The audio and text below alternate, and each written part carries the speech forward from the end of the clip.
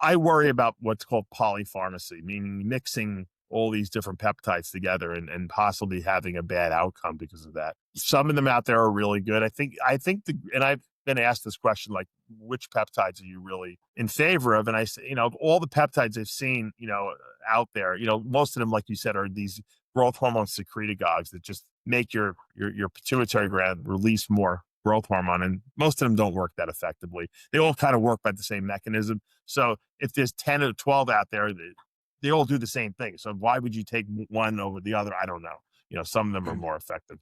Some people respond to them, some people don't. But I like the healing peptides. I think that is going to be that's one area that seems to have produced a segment that wasn't there before. We never had healing peptides, right? We used growth hormone for healing. I think the healing peptides, BPC 157, TB 500, the copper peptides, I think those are more potent than growth hormone in terms of tissue recovery.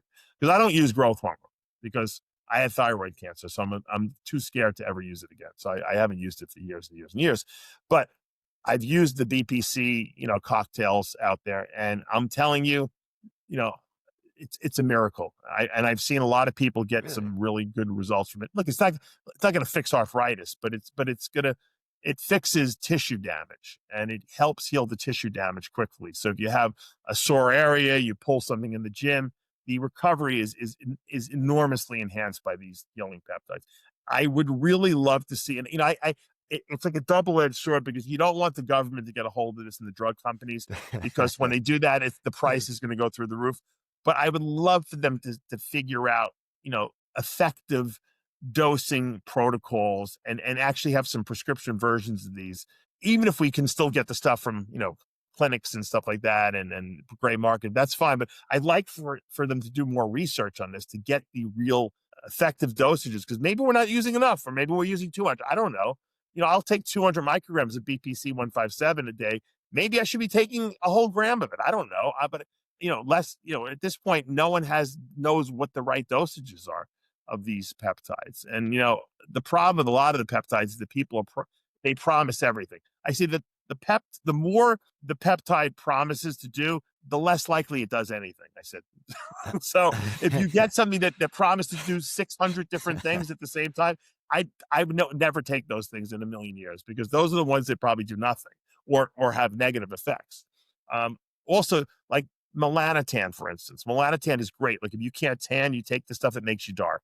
However, one of the side effects of melanotan is that it actually gives you erections. It's almost like a Viagra, right?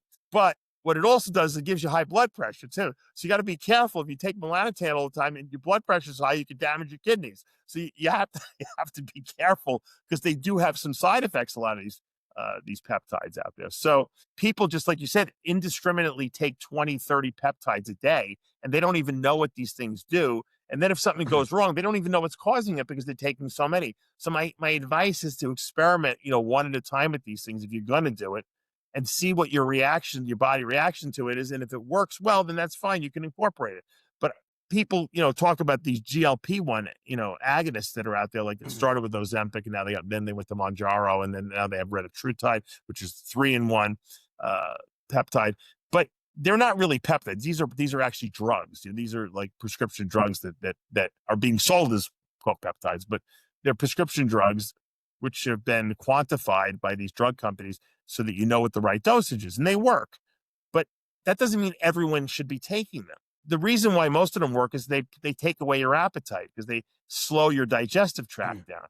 Okay. And they make you feel hungry. They make you feel satiated longer. So you're not as hungry during the day.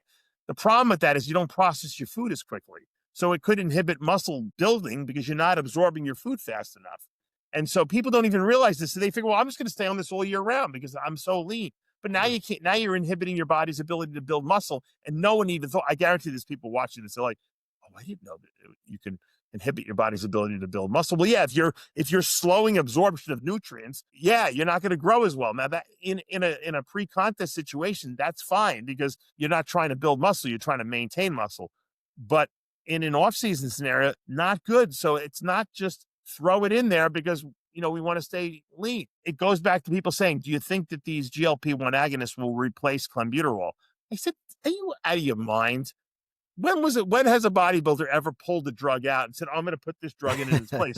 They just throw it on top of add it to the stack, add it on, right?